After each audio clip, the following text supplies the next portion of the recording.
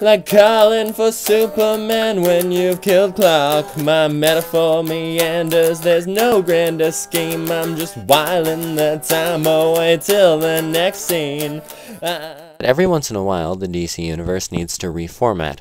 So the universe kind of implodes or explodes or does whatever it needs to do.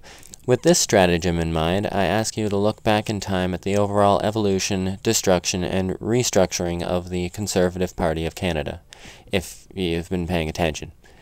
If, like me, you're old enough to remember the Progressive Conservative Party of Canada, or PCs, they function much like DC to the Liberal Party's Marvel. Point is, PC, much like DC, came to realize they had become too overburdened by their own history, and so they collapsed and formed into a new party with radical new views and a brand new leader. They were now called the Canadian Alliance Party of Canada.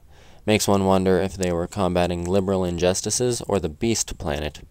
Anyway, this new universe PC stirred things up, forced the Liberals to come up with all kinds of crazy plans to stay on top. Much as Spider-Man made a deal with the devil and recreated his universe, the Liberals, in the absence of their previous stalwart leader, created and subsequently fired one leader of their party, replacing him with a slightly less charismatic but more understandable figure.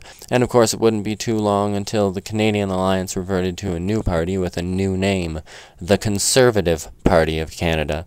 A complete return to the status quo. So the DCU blew up, the PCU blew up, the DCU had some crazy stories with new characters, so did the Canadian Alliance. The DCU formed into pretty much what it had been, so too has the Conservative Party.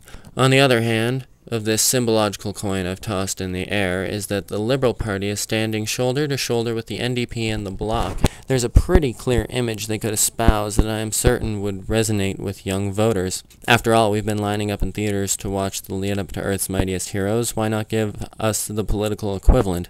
And I'm not even saying Harper and the C Party should be excluded. Just consider him like Bruce Banner, a rational guy that occasionally goes apeshit and wrecks things until Cap and gang give him a few solid slugs to the face and lock him in a holding cell, which I think is a fate deserving a prime minister held in contempt of parliament. As far as this laboured metaphor extends, that'd be like being in contempt of S.H.I.E.L.D., which I suppose would make the Governor-General Nick Fury.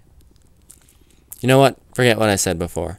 I say we elect Samuel L. Jackson as leader of the bad motherfucker Party of Canada. But that's probably just my ignoble opinion. Did you know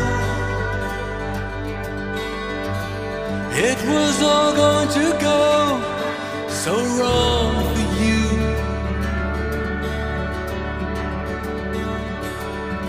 And did you see it was all going to be so... Subscribe! Thank you, Subscribosaur.